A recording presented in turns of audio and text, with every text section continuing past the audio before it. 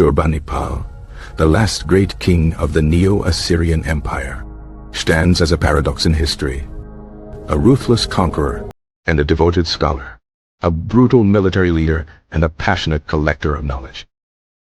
His reign, spanning from 668 to 631 BC, marked the empire's zenith and, ultimately, its tragic decline, a testament to the fragility of even the most formidable powers.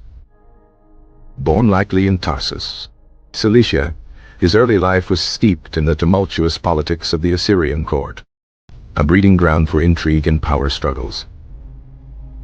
His father, Ashurbanipal II, secured the throne through a bloody succession war, a pattern that would shape Ashurbanipal's own future and the empire's destiny. Initially designated as a crown prince, his path to power was not assured, and he faced challenges from his elder brother, Ashur-etil-Ilamri, a constant threat to his legitimacy. The assassination of Ashur-etil-Ilamri in 671 BC, orchestrated by Ashurbanipal with the help of a loyal eunuch, opened the way for him to inherit the throne. The event, though pivotal, remained shrouded in controversy and cast a dark cloud over his ascension, a burden he would carry throughout his reign.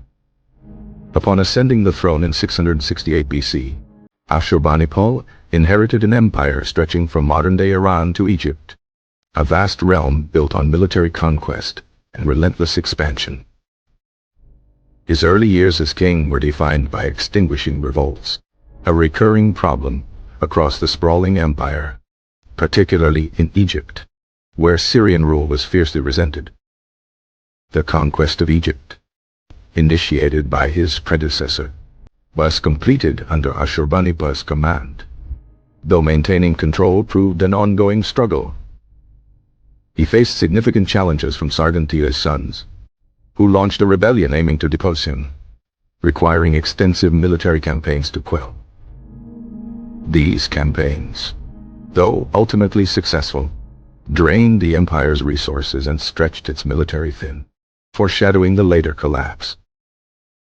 However, Ashurbanipal's legacy extends far beyond his military prowess.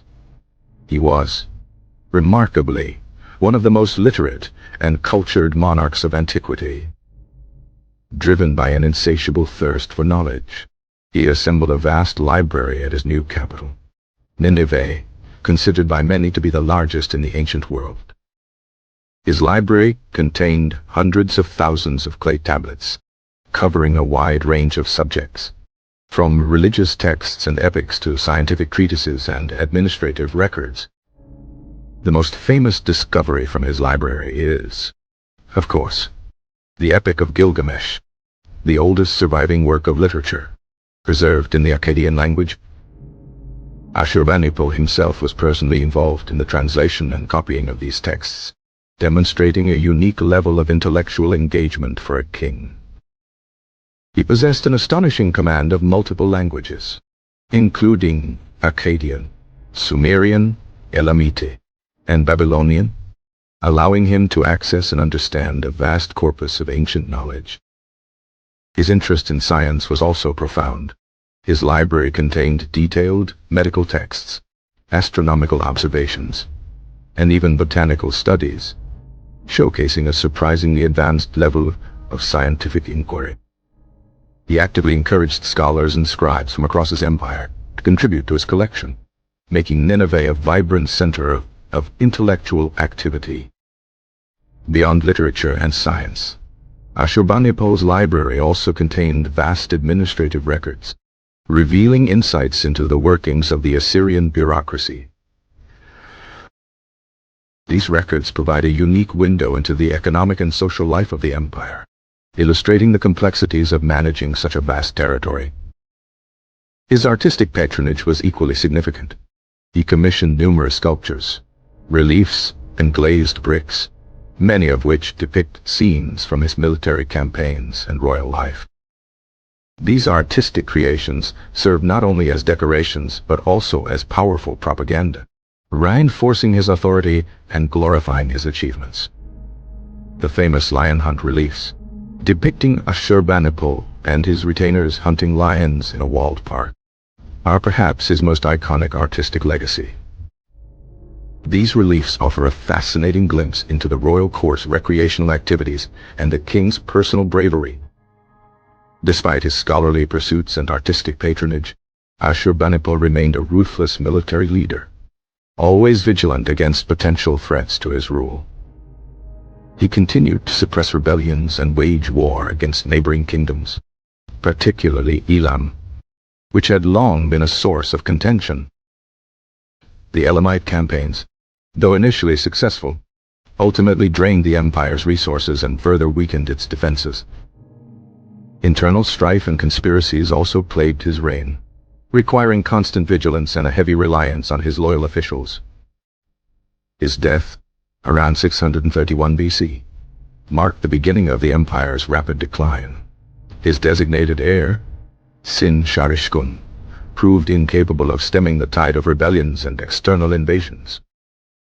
The Medes and Babylonians, seizing the opportunity, launched a coordinated attack, swiftly conquering Assyrian cities and territories.